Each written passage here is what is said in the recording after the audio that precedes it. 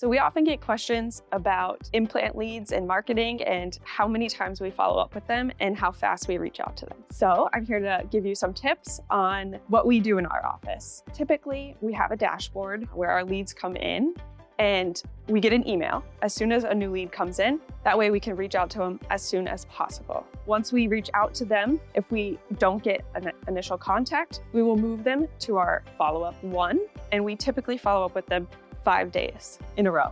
And I have 5 columns that I move them through, so I make sure I'm following up with everyone the same amount of time. Typically, it's an initial phone call, and then I will send a text message. If they don't have text messages, I will send an email follow-up.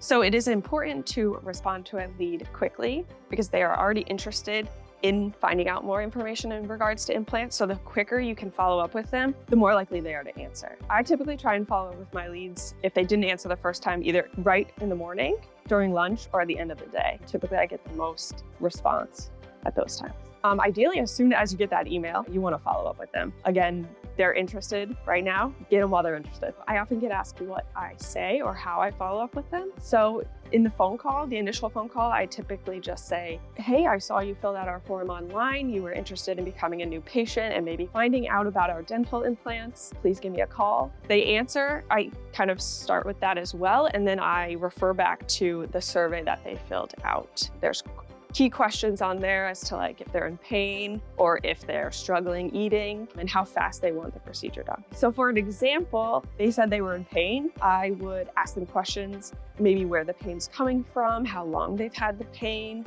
if they talked to anyone else, if they'd seen another practice, just asking them questions and engaging them. People like to talk about themselves. If they don't answer my phone call and I'm sending a text message, I kind of keep the text message simple, but I definitely try and hit on if they're in pain or if they are just looking for more confidence in that email to just grab their attention.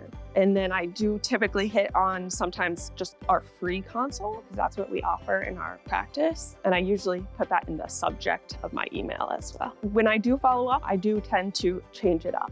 I don't want them to think that I'm a robot. So I like to change up what I say in both my voicemails, my text messages, and my emails to make it seem like it's more personal. I often get asked how long this goes on for. So I typically do 5 days in a row of phone call follow-up. Then I'll send out some text messages, but I also work with our marketing company and I will send out text blasts to the patients. And that way, after 5 phone calls from me, we're still reaching out to them. I often get asked if we use testimonial links, and the answer is yes. I do like to send them out via text message. It gets them to our YouTube page and sees what we're all about and how we are focused on patient care. So yeah, those are definitely key. It is key to have marketing in your practice, but it's also key to have somebody who's working the dashboard daily, because most of those patients that come in as leads, they don't typically want to see the dentist or like going to the dentist. When you reach out to them when they're interested and you can get them in the chair and you can offer them your services and help them, it's great.